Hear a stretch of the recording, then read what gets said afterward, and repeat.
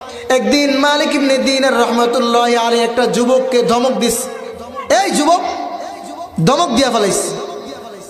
যুবক তো মালিক ইবনে দিনারের উপর খেপে গেছে, বলতেছে এই মোল্লা, আপনি কি আমাকে চিনেন? আমার পরিচয় আপনি জানেন? আপনি যে আমাকে ধমক দিলেন।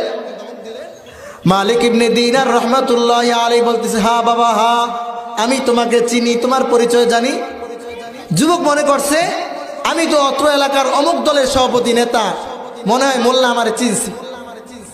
বলতেছে কোন, বলেন তো আমি কোন দলের সভাপতি? মালিক ইবনে দিনার রহমাতুল্লাহি আলাইহি যুবককে এবার ডাইকে বলতেছে, যুবক এদিকে আসো। যুবকের হাত দিয়া সামনে বসা বলতেছে, যুবক তোমার পরিচয় নাও। হে দুনিয়ার মুসলমান, আপনারা সবাই আপনার আমার পরিচয় নেন। আল্লাহর ওলি আপনার আমার সকলের পরিচয় দিতেছে।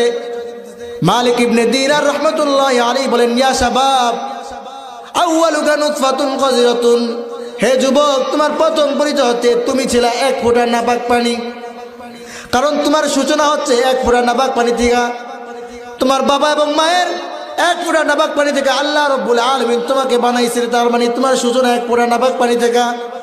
ওয়া আখিরুকা জিফাতুন কাসিরাতুন, হে যুবক তোমার শেষ পরিচয় হচ্ছে তুমি মরার পরে একটা পচা গান্দা লাশ হয়ে যাইবা।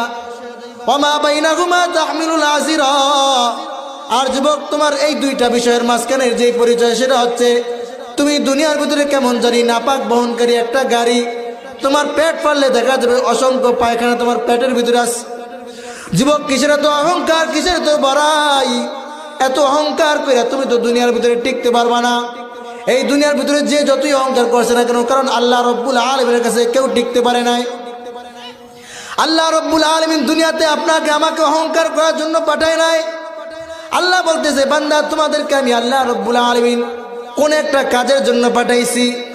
আয়েশা ইশরাত কে লিয়ে ইনসান হি, আয়েশা ইশরাত কে লিয়ে ইনসান হি, याद रख तू बंदा है मेहमान ही, याद रख तू बंदा है मेहमान ही।